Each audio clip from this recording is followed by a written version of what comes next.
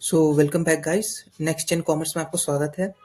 तो अभी तक डिमांड के 2 वीडियोस हो चुके हैं जिसमें हमने डिमांड क्या होता है, क्वांटिटी डिमांडेड क्या होता है और लॉ ऑफ डिमांड के बारे में पढ़ा है।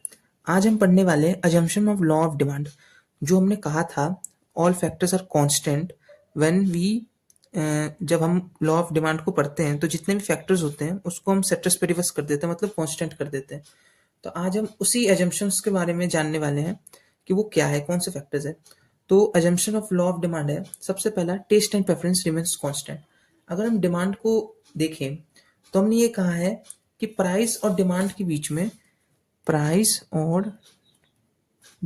बीच में नेगेटिव रिलेशन होता है। मतलब अगर प्राइस बढ़ेगा तो डिमांड घटेगा। पर अगर हम टेस्ट एंड प्रेफरेंस बोल दें, जैसे आपको मैगी अच्छी लगती है, आज मैगी का दाम 15 रुपया है, ठीक। मान के चलिए कल मैगी 50 का हो जाता है। आपको मैगी बहुत पसंद है, इतना पसंद है कि आप उसकी डिमांड पहले भी 10 रख रहे थे, अभी भी 10 रख रहे थे, बिकॉज ऑफ टेस्ट। तो इस फैक्टर को हम यहाँ पे कांस्टेंट कर देते हैं जब हम लॉ ऑफ डिमांड पढ़ते हैं, ठीक है। तो पहला ये पॉइंट हो गया। दूसरा, income of buyer remains constant. मान के चलिए कोई ऐसा एक चीज है जिसकी प्राइस बढ़ी हुई है। मान के चलिए आईफोन है, मान के चलिए उसका कॉस्ट अभी 100 रुपये है, ठीक। तो 100 रुपये है, इस पे आपकी डिमांड क्या है? 0 है, आप खरीद ही नहीं पाओगे, ठीक। मान के चलो आपकी इनकम जो है वो कल इंक्रीज हो जाती है, तो भाई कितना भी प्राइस हो आईफोन का, आपकी इनकम बढ़ रही है, इनकम बढ़ रहा है तो आप इसकी डिमांड को बढ़ा दोगे, ठीक है।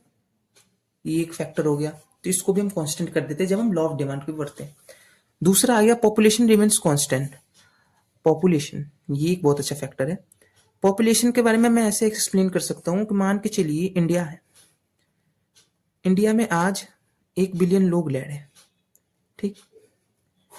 1 बिलियन लोग रह रहे हैं, तो आप कुछ भी मान लीजिए, कोई गुड है, गुड एक्स, उसकी प्राइस जो है मान के चलिए पहले 100 थी, अब 200 हो गई, और उस पर डिमांड पहले 1 लाख था, उसके बाद 2 लाख हो गया। आपने यहाँ पे नोटिस किया, प्राइस तो बढ़ रहा है, साथ में डिमांड भी बढ़ रहा है। क्यों?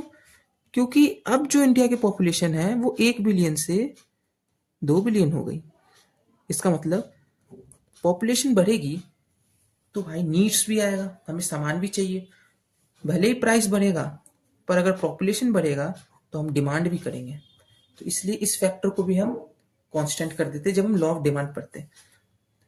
प्राइस ऑफ रिलेटिव गुड्स के बारे में हम आगे पढ़ेंगे, तो तब तक के लिए आप इसको ऐसे समझिए कि गुड्स का प्राइस हम कांस्टेंट कर देते हैं रिलेटिव गुड्स का, ठीक है। मैं आपको ये आगे एक्सप्लेन करूंगा व्हाट इज रिलेटिव गुड्स।